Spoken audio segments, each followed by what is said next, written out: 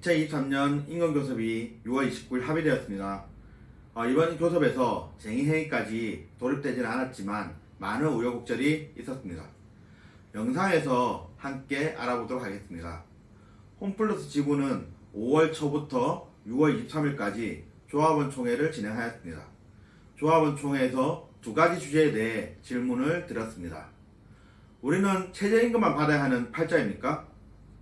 우리는 빨간 날에 일해야 하는 팔자입니까? 우리 조합원들은 모두가 아니라고 답변해 주셨고 노동조합의 요구안으로 선정되어 임금협약을 진행하였습니다. 먼저 우리가 쟁취한 5가지를 먼저 살펴보겠습니다. 휴일수당, 여름휴가, 연봉인상, 교통비 지원, 타결 축하 상품권 하나하나 내용을 살펴보겠습니다. 첫 번째 휴일수당입니다.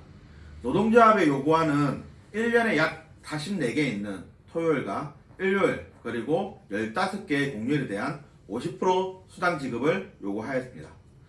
노동조합이 휴일수당을 요구하게 된 주요 이유는 두 가지입니다.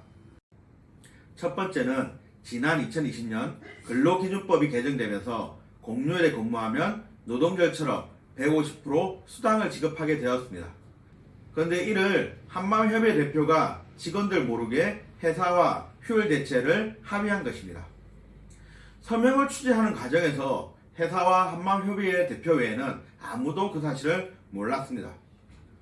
두 번째는 대구와 청주의 업무협일 평일 전환 추진입니다. 우리에게 너무나 소중한 일요일을 국민의힘 소속 시장들이 뺏어갔습니다. 그리고 그들이 법원에 제출한 자료에는 마트 노동자들은 주말에 일하면 수당을 받는다고 거짓 내용을 적어두었습니다. 그래서 우리 지부는 우리를 빨간 날에 일하게 하려면 휴일수당을 지급하라고 요구한 것입니다.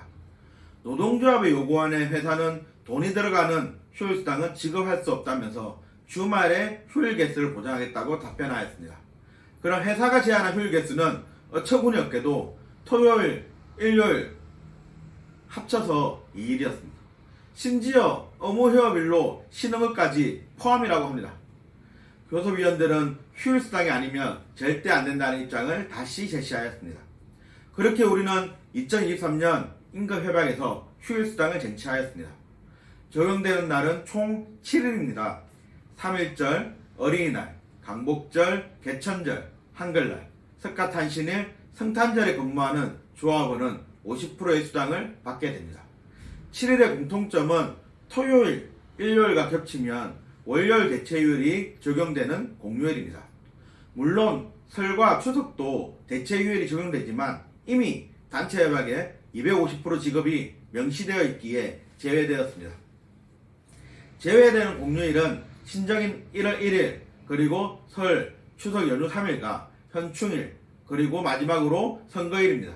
참고로 우리 회사에서 일을 했다고 수당을 지급하는 날은 설, 추석 당일과 노동절입니다. 설과 추석에는 단체 협약을 통해 법보다 더 많이 250%를 추가로 지급하며 노동절에는 법적 기준대로 150%를 지급하고 있습니다. 우리는 제외되는 공휴일을 포함해서 원래 요구였던 토요일, 일요일까지 향후 교섭에서 계속 추진해서 확대해 나갈 것입니다. 우리가 휴일수당을 요구하는 근본적인 이유는 다른 사람 다 쉬는 일요일에 우리도 함께 쉬자는 것입니다. 많은 논문 등에서 쉬는 날 노동하는 노동자가 그렇지 않은 노동자보다 우울증 등 정신건강이 매우 위험하다고 보고되고 있습니다. 서비스 노동자라고 해서 주말에 일하는 것은 당연한 것이 아닙니다. 은행, 공무원들도 서비스직으로 불리울 수 있습니다. 그러나 그들은 당당히 평일 낮에만 근무하고 있습니다. 바로 노동조합의 차이였습니다. 대형마트의 노동조합이 제대로 세워진 것은 우리보다 1년 먼저 세워진 이마트 노동조합 그리고 우리 노동조합과 역사를 같이 합니다.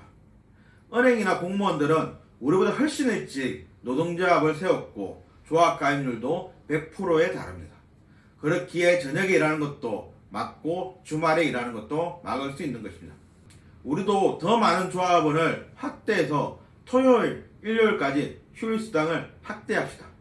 그래서 회사가 쉬는 날 문을 닫는 것이 더 이익이라는 생각이 들 때까지 우리 노동조합과 함께 휴일수당을 확대 강화해 나갑시다. 이번 휴일수당에 대한 의미 또한 대단합니다. 대한민국에서 쉬는 날 일한다고 근로기준법에서 정한 수당 이외에 별도로 지급하는 회사는 찾아볼 수가 없습니다. 우리 조합원분들은 주변 다른 노조에 가입된 친구나 지인이 있다면 우리 노조는 휴일수당을 쟁취한 노조라고 가슴을 쫙 펴고 자랑하셔도 됩니다. 투쟁의 문을 열기가 어렵지 열린 문을 활짝 여는 것은 훨씬 수월합니다. 문을 여는 것이 얼마나 어려운지는 다음 내용으로 확인할 수 있습니다. 조합의 힘을 더 모아서 휴일수당을 더 높여나갑시다. 다음은 여름휴가입니다. 정말 여름휴가의 문을 열기는 어려웠습니다. 노동조합은 설립 이후 10년 동안 꾸준히 여름휴가를 요구하였습니다. 우리 조합원들도 언제나 설문조사에서 상위권으로 여름휴가와 휴가비를 선택하였습니다. 그리고 2023년 올해 여름휴가를 쟁취하였습니다. 회사와의 합의문에는 여름휴가가 아닌 플러스 휴가로 문구를 사용하니 참고하시기 바랍니다. 플러스 휴가는 1년 365일 언제든 사용할 수 있습니다. 여기서 플러스 휴가에 대한 팁을 드리자면 연차 휴가는 우리가 사용하지 않으면 사용할 때까지 회사가 확인하게 되어 있습니다. 그러나 플러스 휴가는 우리가 사용하지 않으면 회사는 절대 사용하라고 이야기하지 않고 해가 넘어가면 사라지게 되어 있습니다. 그래서 내년 3월 플러스 휴가가 신설되면 연차 휴가보다 먼저 사용하시기 바랍니다. 그래야 나중에 사용하지 않는 실수를 범하지 않을 것입니다. 이제 여름휴가 2일을 획득하였습니다. 더 확대해서 최소 5일 휴가와 휴가비까지 쟁취합시다. 다음은 임금 인상률입니다. 매니저까지 5% 인상에 합의하였습니다. 올해도 최저임금 이상은 반드시 지급해야 한다는 기준을 다시 한번 확인하였습니다. 법적으로 노사가 합의한다면 동결도 가능합니다. 동결을 하게 되면 최저임금 미만분에 대해서 회사는 수당으로 지급하고 상여금은 최저임금만큼 지급하지 않아도 됩니다.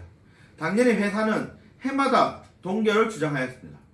2020년에도 21년에도 동결을 주장했습니다.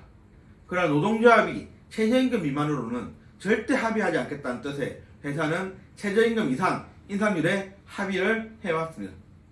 그러나 모든 것은 조합의 힘에 따라 변화할 수 있습니다.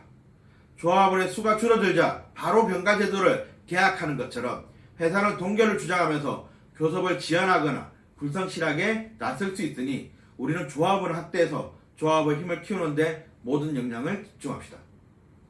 네 번째는 교통비 보조입니다. 구간별 일부 상향을 만들어냈으며 앞으로 교섭을 통해 더 많은 지원을 보장받아야겠습니다. 마지막으로 타결 축하금입니다. 전체 직원에게 10만원의 상품권을 지급하겠다고 약속하였습니다. 우리는 휴일수당과 유급휴가를 만들어냈습니다. 우리 힘으로 정말 대단한 성과를 쟁취한 것입니다. 그러나 회사가 처음부터 휴일수당과 유급휴가를 주겠다고 한 것은 아닙니다. 총 8차례의 본교섭과 6차례의 대표 집중교섭이 진행되었습니다. 본교섭은 조합 측 교섭위원 6명, 회사 측 교섭위원 6명이 교섭을 진행하는 것이며 대표 집중교섭은 마트산업노동조합 홈플러스 지구 주재위원장과 홈플러스 일반 노동조합 위원장 그리고 회사 측 부사장, 본부장이 2대2로 교섭을 진행하는 것입니다. 본교섭에서 회사는 아무것도 줄 수 없다고 하였습니다. 그러나 대표 집중교섭에서 뜻을 받고 1차에서는 최저임금만큼 인상하고 택시비와 타결금 15만원을 제시하였습니다. 2차에서는 타결금 20만원을 제시하며 차기 교섭에서 장기 근속 지상금과 휴가 도입을 긍정적으로 검토하겠다고 답변하였습니다. 그런데 그 내용을 회의록에 남길 수 없다고 합니다. 당연히 노동조합은 회의록에도 남기지 못한 약속은 합의할 수 없다고 전달하였습니다. 처음에 타결금 15만원, 20만원 주겠다는 회사는 향후에 휴일수당과 여름휴가를 이야기하면서 쪼잔하게 또 10만원으로 줄여서 제시하였습니다. 회사는 향후 진전된 안을 제시하지 못하였습니다. 그리고 노동조합에 양보만을 주장하였습니다. 주재현 대표교섭위원은 6월 1일 대표 집중교섭에서 더 이상 진전된 안을 제시하지 못한다면 노동조합은 쟁의 행위에 들어갈 수밖에 없다고 최후 통첩하였습니다. 노동조합의 최후 통첩에 회사 측 본부장은 6월 7일 노동조합 사무실에 찾아와 휴일수당과 여름휴가를 만들었으니 합의해 줄 것을 요청하여 노사는 6월 8일 합의안 초안을 극적으로 마련하게 된 것입니다. 그러나 노사 합의안 초안 이후에도 회사는 문구 조정 과정에서 노동조합의 요구를 무시하고 일방적으로 문구를 작성하려 했습니다. 첫 번째는 타결 축하금 앞에 무분규라는 단어를 넣어 무분규 타결 축하금이라고 표현하려고 하였습니다. 일부 점포에 톡앤톡이 게시되었습니다. 그 톡앤톡에 타결 축하금 앞에 지어진 내용이 있습니다. 그 내용이 무분규라는 단어입니다. 무분규란 노동조합이 쟁의행위를 하지 않았다는 뜻입니다. 노동조합은 물었습니다. 앞으로도 쟁의행위 없이 교섭이 타결되면 회사는 무조건 타결 축하금을 지급할 것이냐는 질문에 회사는 그렇지 않다고 답변하였습니다.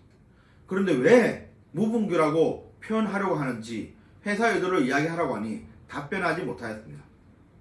노동조합은 회사가 주는 대로 받아먹는 조직이 아니라 조합원의 힘으로 쟁취하는 조직입니다. 올해 회사가 휴일수당과 여름휴가라는 노동조합의 요구를 받아들였기에 쟁의 없이 합의된 것이지, 이후 교섭에서 회사가 조합원들이 원하는 답을 가져오지 않는다면 당연히 쟁의행위를 진행하게 될 것입니다. 회사의 의도는 뻔합니다. 회사가 내년 또는 이후에 우리 조합원이 원하는 안을 가져오지 않는다면 우리는 쟁의행위를 하게 될 것입니다. 그리고 회사는 노동조합이 쟁의행위를 했기 때문에 타결 축하금을 주지 않는다고 노동조합이 문제였다고 악선전을 하려고 했을지도 모릅니다. 두 번째는 휴일수당에 관한 내용입니다.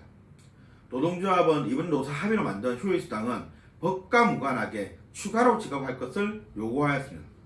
물론 현재는 법적으로 지급할 의무는 없지만 노동조합은 휴일수당이 홈플러스 직원뿐만 아니라 협력업체 등 동료들에게 적용되도록 법 개정을 추진할 것입니다. 그렇게 법이 바뀌면 당연히 우리 휴일수당은 법에서 지급하는 수당에서 추가로 지급되어야 합니다. 그러나 회사는 법이 바뀌면 우리의 휴일수당을 지급하지 않도록 문구를 작성해서 제출하였습니다. 노동조합은 교섭 간사를 통해 여러 번 문구 수정을 요구하였습니다. 수정되지 않는다면 조합원과 지회장들이 승인하지 않을 것이라고 전달하였습니다. 그러나 회사는 중앙위원회 당일까지 문구를 수정하지 않아 결국 중앙위원회에서 전원만장일치로 노동조합의 요구가 받아들이지 않는다면 쟁의행위에 돌입한다고 잠정합의안에 대한 조건부 승인을 하게 된 것입니다. 중앙위원회의 조건부 승인은 우리 노조 간부와 조합원의 의식 수준이 매우 높고 회사의 뜻대로 임금 요구안을 만드는 것이 아니라 노동조합이 임금 요구안을 결정한다는 것을 다시 한번 보여준 중요한 사례입니다. 조건부 승인을 안 하고 회사가 주장한 대로 문구를 작성해도 현재 우리 조합원들에게 경제적으로 피해보는 것은 단 1원도 없었습니다. 그러나 회사가 주는 대로 받아먹는 의욕노조가 아니라 민주노조로서의 자부심을 지키는 결단을 한 것입니다. 6월 1일 최후 통첩, 6월 14일 2차 중앙위원회 조건부 승인을 통해 노동조합의 의지를 보여줬고 회사는 6월 15일 무조건 조합의 뜻대로 문구를 작성하겠다는 답변을 가져왔습니다. 그리고 잠정 합의를 하게 된 것입니다. 우리 조합원들은 우리 노조와 홈플러스 일반 노동조합을 합쳐 총 투표율 91.4%, 찬성 94.2%로 임금 합의안을 결정해 주셨습니다. 우리 노조 조합원의 투표율은 조금 더 높게 93.7%, 찬성은 96.3%입니다.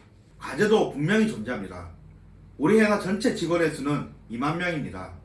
그러나 우리 조합원의 수는 15%가 되지 않는 2,800명입니다. 만약 조합원이 조금만 더 많았다면 휴일수당을 대체휴일이 적용된 날만 받는 것이 아니라 전체로 확대할 수 있지 않았을까요? 여름휴가를 2일만 지급받는 것이 아니라 3일, 4일, 5일 받을 수 있지 않았을까요? 전체 직원의 대다수가 조합원인 현대자동차의 단체협약을 가져와 보았습니다. 물론 최근 단체협약도 있지만 약 20년 전 단체협약을 한번 살펴보면 좋겠습니다. 현대자동차의 단체협약을 보면 2005년 당시 현대자동차는 격주 토요일에 근무한 것으로 파악됩니다. 근무하는 토요일은 4시간을 일해도 총 8시간의 급여를 지급하였습니다. 그리고 휴무인 토요일에는 근무하지 않아도 하루치 급여를 지급하였습니다. 현재 한국의 대부분 회사는 주 5일 근무를 하고 있고 휴일 2일 중 하루는 무급, 하루는 주휴수당을 받습니다. 그러나 2005년에도 현대자동차는 무급 휴일 없이 휴일은 전부 유급으로 단체 협약이 맺어져 있었습니다. 또한 유급 휴일에 일하면 휴일 근로수당은 17시까지는 법적 기준인 150%를 지급하고 18시부터 22시까지는 300%를 지급하게 단체 협약이 맺어졌습니다. 과연 이런 상황에 회사가 18시 이후에 근무를 많이 시킬까요? 우리 노조도 휴일수당을 더 확대 강화해서 회사가 쉬는 날에는 문을 닫는 것이 더 이익이라는 생각이 들도록 만들어 봅시다. 네 번째 줄입니다. 휴일이 일요일과 중복되면 이튿날을 유급휴일로 한다. 현재 법으로 만들어지고 올해도 스카탄 신일 성탄절로 확대된 대체휴일이 현대자동차는 2005년도에 단체협약으로 적용되어 왔습니다. 우리 노조가 중앙위원회에서 조건부 성인을 해가며 휴일수당의 문구를 조정하려고 한 것도 바로 이러한 이유입니다. 우리의 휴일수당이 우리뿐만 아니라 협력업체 동료들까지 적용될 수 있도록 힘을 모아갑시다. 다섯 번째, 연차휴가입니다. 회사는 조합원이 연차휴가를 청구할 시 반드시 청구일에 부여한다. 물론 현재 법으로도 연차휴가의 시기 지정권은 노동자에게 있습니다. 우리 조합원들이라면 당당히 연차휴가를 본인이 원하는 날 사용할 수 있어야 합니다. 그러나 법을 무시하고 자신이 가진 한 줌의 권력을 이용해서 우리 조합원들의 연차를 사용하지 못하게 하거나 일방적으로 시기를 지정하는 관리자들이 있습니다. 그러한 문제를 해결하기 위해 현대자동차는 단체협약으로 박아버린 것입니다. 여섯 번째, 여성조합원의 결건입니다. 월 1회 결건은 무조건 생리휴가라고 한다. 생리휴가 또는 보건휴가라고 불기도 합니다. 그러나 남성 관리자들에게 이야기하는 것이 성적 수치심을 느낄 수 있어 이야기도 하지 못하고 사용도 못하는 조합원들이 많이 있습니다. 현대자동차는 이러한 문제를 해결하기 위해 첫 번째 결건은 무조건 생리휴가로 정해놓은 것입니다. 마지막으로 회사는 3년 이상 근속한 조합원의 두 자녀에 대해 등록금 100%를 지급한다. 우리 회사 복리와 비교하면 정말 하늘과 땅 차이인 것 같습니다. 그러나 우리도 해낼 수 있습니다. 현대자동차는 87년 6월 항쟁을 거쳐 노동조합이 설립되었습니다. 설립되고 첫 번째 투쟁이 두발 자율화와 식당 개선 투쟁이라고 합니다. 그리고 2005년은 노동조합을 설립하고 약 20년이 흐른 후입니다. 우리 노동조합은 이제 설립된 지 10년이 되었고 조금씩 변화를 만들어가고 있습니다. 우리 조합원의 수가 늘어난다면 우리 조합의 20년이 되는 해에는 현대자동차와 비교할 만큼 큰 성장을 이룰 수 있을 것이라 확신합니다. 조합원의 수는 노동조합의 힘이며 우리의 권리를 쟁취할 수 있는 속도입니다. 조합원 여러분, 동료 여러분, 조합원 확대에 모두가 함께 힘을 모아갑시다. 반대로 조합원의 수가 줄어들면 우리의 권리 또한 뺏깁니다. 정년퇴직 등으로 조합원의 수가 줄어들자 회사는 일방적으로 병가제도 계약을 통보하고 이런저런 핑계로 병가 사용을 거부하고 있습니다. 조합원을 반드시 확대해서 회사와 병가투쟁도 진행하면 좋겠습니다. 조합원을 늘리자고 하는 이유는 두 번 다시 한마음협의회와 회사의 일방적인 합의로 우리의 권리들을 뺏기지 말자는 측면도 있습니다. 우리 회사에는 가반 노조가 없습니다. 그래서 이런 연장 근로 제한, 휴일 근로 대체, 연차 유급 휴가일의 대체 등 중요한 권한 등이 한마음협의회 대표에게 있다고 주장하고 있습니다. 심지어 윤석열 정부는 노동조합의 힘을 빼기 위해 노사협의회에 더 많은 권한을 부여하려고 하고 있습니다. 대표적으로 취업규칙 불이익 변경입니다. 현재는 취업규칙을 불이익하게 변경하려면 전체 노동자 가반에 달하는 인원에 대해 설명받아야 합니다. 그러나 향후 휴일수당을 뺏어간 것처럼 한마음협의회에 그 권한을 넘기려고 하고 있습니다. 이런 추세라면 퇴직연금 제도도 일방적으로 변경하는 것도 가능할 것입니다. 조합으로 힘을 모아 이런 행위들을 우리 손으로 막아냅시다. 지금까지 2023년 임금 합의안과 우리의 과제를 살펴보았습니다. 그런데 왜 회사는 지난 교섭 때와 달리 노동조합의 요구안에 대해 진전된 안을 이렇게 빨리 가져왔는지 너무나 궁금합니다. 노동조합의 교섭은 보통 임금 인상이 되는 1월 1일 기준 3개월 전에 시작하도록 법률로 되어 있습니다. 그래서 10월 1일 요구를 하게 되면 설 명절 전후로 타결을 하게 됩니다. 그래서 평균 타결 기간이 넉 달 이상 나옵니다. 그러나 올해는 1차 본교섭 이후 85일 만에 휴일수당과 여름휴가까지 다 지급하겠다며 조합원들이 만족할 만한 안을 가져오면서 교섭을 합의하게 되었습니다. 회사가 왜 그동안 그토록 합의하지 않았던 여름휴가까지 가져오면서 임금교섭을 빨리 마무리하려고 했을까요? 여러 가지 의견들이 있지만 지부중앙은 크게 세 가지로 판단합니다. 첫 번째는 현장 투쟁, 두 번째는 매각, 세 번째는 민주노총의 7월 총파업입니다. 먼저 현장 투쟁입니다. 우는 아이 떡 하나 더 준다는 속담이 있습니다. 이번 임금교섭에서 우리 현장의 힘이 크게 작용했다고 봅니다. 1차 본교섭이 진행된 3월 16일부터 40일 이상 매장 내 식당에서 조합 확대 선전전을 진행하였습니다. 그리고 임금교섭 시작과 우리의 요구안을 밝혔습니다. 그리고 5월부터는 매장 밖에서 우리 요구의 정당성을 시민들에게 홍보하였습니다. 회사는 알고 있습니다. 마트 노조는, 우리 노조는 요구가 수용될 때까지 투쟁한다는 사실을 지난 세월 동안 경험하였습니다. 이 사진들은 1년 전 MBK의 홈플러스 패전 매각에 맞서 2년간 투쟁하고 마지막 10일간 지역본부별 상경 파업 투쟁 시기의 사진입니다. 우리는 2년 동안 투쟁했고 우리는 고용 안정을 약속받았습니다. 올해 우리 노조의 요구는 휴일수당과 여름휴가였습니다. 당연히 우리는 우리의 요구를 쟁취할 때까지 투쟁할 것이고 회사가 진전된 안을 제시하지 않는다면 총파업으로 맞서겠다고 6월 1일 최후 통첩도 하였습니다. 그렇습니다. 우리의 투쟁 역사와 조합원들의 단결 투쟁이 이번 교섭을 빠르게 끝낸 원인으로 추정합니다. 두 번째는 매각입니다. 노동조합이 내외부로 확인하고 있지만 정확히 확인된 것은 아직 없습니다. 그래서 언론을 통해 나오는 내용만 전달해 보도록 하겠습니다. 첫 번째는 하나입니다. 하나에는 하나갤러리아라는 백화점 6개를 운영하는 유통회사가 있습니다. 이를 셋째 아들에게 인계하면서 홈플러스까지 같이 매입해서 인계하겠다는 소문이 있습니다. 두 번째는 아무리 하나라고 해도 홈플러스 전체를 매입하기 어려우니 나눠서 위쪽은 하나가 아래쪽은 메가마트를 운영하는 농심에서 매입한다는 소문이 있습니다. 마지막으로 11번가를 운영하는 SK가 오프라인 매장 확대를 위해 홈플러스를 매입한다는 소문입니다. 모두 언론에서 나오는 이야기로 확인된 바는 없습니다. 그러나 우리는 언제나 주시해야 합니다.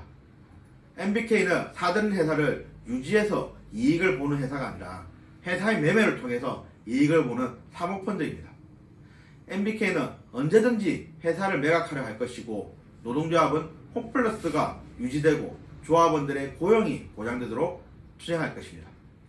회사가 임금교섭을 빨리 마무리하려고 한 세 번째 이유는 민주노총의 총파업으로 판단됩니다. 평상시 회사는 민주노총의 총파업을 임금교섭 지연의 수단으로 이용해왔습니다. 매번 민주노총이 총파업을 하면 회사는 노동조합이 민주노총의 총파업에 참여하기 위해 임금교섭에 적극적으로 나서지 않는다고 주장하였습니다. 그러나 올해는 이런 악선전도 하지 않고 휴일수당과 여름휴가를 가져오면서 임금교섭을 마무리하게 되었습니다. 특히 회사가 평소에 하던 대로 조금만 시간을 끌어도 6월 정년퇴직자들은 소급분을 받지 못하는 상황이었습니다. 지부중앙은 회사의 변화에 대한 주요 요인 중 하나로 7월 총파업이라 판단합니다. 2023년 민주노총의 7월 총파업은 평소의 총파업과 달리 2주간 대규모로 진행이 됩니다. 7월 총파업의 주요 의제는 윤석열 퇴진입니다. 윤석열은 2022년 임기를 시작하면서 1년 동안 자신의 지지 세력을 모으기 위해 야당을 탄압하고 민주노총을 탄압했습니다. 윤석열의 모든 행보는 2024년 총선을 향해 있습니다. 총선에서 반드시 150한석을 얻겠다는 의지가 표현되고 있습니다. 현재 윤석열은 가반 의석을 차지하지 못하면서 노동환경계약 등 자신들이 추구하는 법안을 통과시키지 못하고 있습니다. 그래서 더욱더 불을 켜고 2024년 총선을 기다리고 있을 것입니다. 그런데 이런 윤석열의 폭주에 제동을 가할 수 있는 강력한 조직이 민주노총입니다. 박근혜 촛불 때도 그랬던 것처럼 민주노총은 윤석열 퇴진의 마중물이 되기 위해 7월 총파업을 조직하고 있습니다. 윤석열 정부는 수단과 방법을 가리지 않고 민주노총 총파업에 힘을 빼는 방법을 사용하고 있을 것입니다. 그 중 하나가 기업을 압박해서 올해 교섭에서 쟁의권을 확보하지 못하도록 하는 것입니다. 올해 기업에서 조금 힘을 쓴다면 내년 총선 이후에 엄청난 보상을 약속했을 수도 있습니다. 우리는 회사가 교섭을 빠르게 타결한 이유 3가지를 찾아보았습니다. 그중 현장 추진과 매각은 지금 당장 우리가 할 일이 없습니다. 현장 추진은 향후 교섭에서도 지부 중앙의 지침에 따라 일사불란하게 투쟁을 집행해 주시면 됩니다. 매각도 관련 내용을 잘 파악하고 중앙에서 투쟁의 깃발을 들면 함께 나서주시면 됩니다. 그러나 7월 총파업은 지금 당장 행동해야 합니다. 윤석열 1년 마트 노동자들에게 어떤 짓을 하였습니까? 업무협의를 일방적으로 평일로 전환하려 하고 업무협의 당일 온라인 배송을 추진하려고 합니다. 최저임금 차등 적용을 시도했다가 얼마 전에 무산되었습니다. 만약 내년 총선에서 국민의힘이 가반의 의석을 가진다면 법률 개정으로 모든 짓을 할 것입니다. 민주노총 7월 총파업으로 힘을 모읍시다. 마트 노조의 7월 총파업 요구사항은 실질임금을 인상하고 주말 휴일을 보장하라는 내용입니다. 바로 우리 홈플러스 노동조합의 요구입니다. 실질임금 인상은 최저임금 인상을 기본으로 우리 회사에서는 근속시상금을 확대하고 호봉제를 쟁취해 나가는 투쟁입니다. 주말 휴일 보장은 7일만 있는 휴일 수당을 더 확대해서 토요일, 일요일 50%를 넘어 100%, 200%까지 확대해 나가는 투쟁입니다. 그 투쟁의 시작을 7월 총파업에서 마트노조가 선포합니다. 전체 조합원은 매장을 비운다는 마음으로 7월 총파업에 함께 합시다. 7월 6일 서울에서 기다리겠습니다. 감사합니다.